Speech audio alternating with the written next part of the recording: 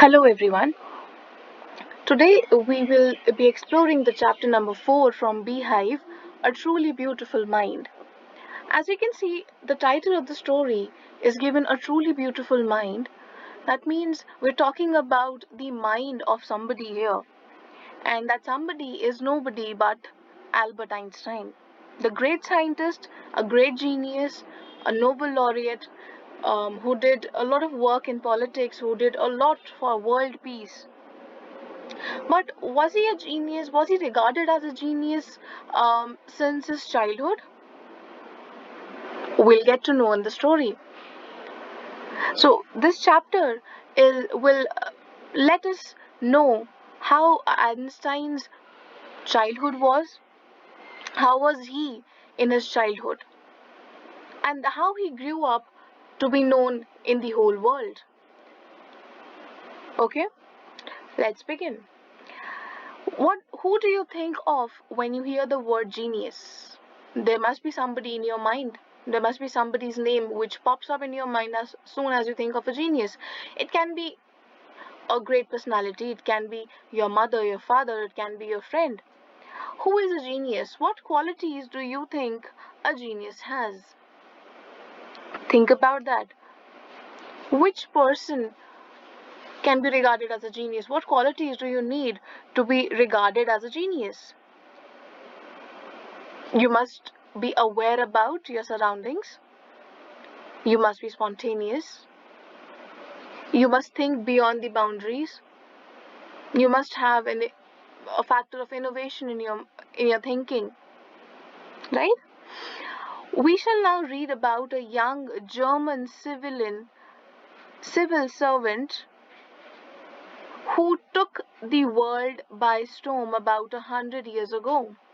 In the summer of 1905, the 26-year-old published in quick succession 4 groundbreaking papers about light, the motion of particles, the electrodynamics of moving bodies, and energy. So now we'll be studying about a young German civil servant who took the world by storm. That means the whole world was taken aback from his theories. In the summer of 1905, when he was 26-year-old, he published in quick succession 4 groundbreaking papers. That means quickly, one after the other, there were 4 groundbreaking papers. Groundbreaking means everybody was shocked because nobody had thought about them. So those papers, that means that publishing or that article was about light, the motion of particles, the electrodynamics of moving bodies, and energy. These 4 topics were there on which he published his articles, his theories. His work took up only a few pages in scientific journals, but changed forever our understanding of space, time, and the entire cosmos, and transformed the name Einstein into a synonym for genius. Although the theories that were published in the scientific journals took a very little space, but the whole world's understanding of space and time and the entire cosmos, the entire universe, had changed because of the theories that he had discovered. And the name Einstein was a synonym for genius. If you're talking about genius, if you call somebody that he's an Einstein, that means, I mean to say, that he's a genius person, he's really intelligent. And 50 years after his death, Albert Einstein's genius still reigns. That means whatever his theories were are till date true. Nobody has denied those theories. So at the age of 26, he was able to predict those things. He was able to discover those things which are till date true. Just think about what kind of genius this person would be. Let's get an insight about how he was in his childhood. From where did he get this interest in physics? Okay, let's start. Albert Einstein was born on 14th March 1879 in the German city of Ulm without any indication that he was destined for greatness. So he took birth on 14th March 1879 in the German city of Ulm without any indication that he was destined for greatness. That means there was no sign that he would be known by the whole world. So when a child is born, he or she cannot be regarded as a genius there instantly. There's no sign of being a genius. Your work, your work gives you a title of being a genius. So when he was a child, there was no sign, or nobody could predict at that time that he would be known for his greatness. He would become a genius. On the contrary, on the opposite side, his mother thought Albert was a freak. That means he did not behave like others. So his mother thought that he is a total freak. To her, his head seemed much too large. At the age of 2.5, Einstein still wasn't talking. When he finally did learn to speak, he uttered everything twice. Einstein did not know what to do with other children, and his playmates called him Brother Boring. So till the age of 2.5, he wasn't able to speak. He could not talk. And finally, when he learned how to speak, he used to speak everything twice. He used to utter means to speak, to say something. So he used to utter everything twice. Einstein did not know what to do with other children. He did not know how to behave socially. And his playmates, that means his friends, used to call him Brother Boring because he did not play. He did not behave like other children. So he was called Brother Boring by them. So the youngster played by himself much of the time. So he was on his own most of the time. He especially loved mechanical toys. Kindly underline this line in your book. He especially loved mechanical toys. This line is the first indication that he had a love for mechanical things. He had a love for physics. Looking at his newborn sister Maja, he is said to have said, "Fine, but where are her wheels?" So when her sister was born, he was still really young. So when his sister was born, he said, "Fine, but where are her wheels?" Wheels here are regarded as her legs, because he was all the time playing with those mechanical toys, those remote control cars and those mechanical toys. So he says that where are her wheels? Because the young children who are just newborn, their legs and their hands are really small. So Einstein said that I cannot see her wheels. That means where are her legs? I cannot see her legs. A headmaster once told his father that what Einstein chose as a profession wouldn't matter because he'll never make a success at anything. So once the headmaster of Albert told his father that that doesn't matter what profession he's choosing in life, what profession he opts for, because he would never be successful at anything.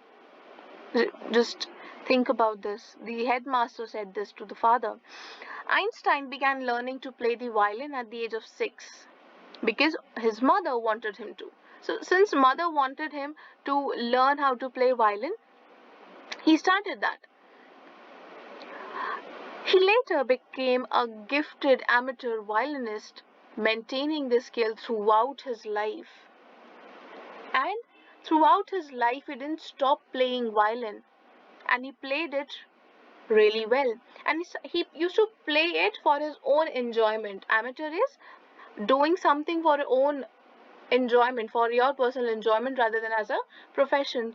So the thing which he started, which his mother wanted to, the thing which he started learning because his mother wanted him to learn, that stayed with him throughout his life, and he used to play violin for his own recreation, for his in his own leisure time.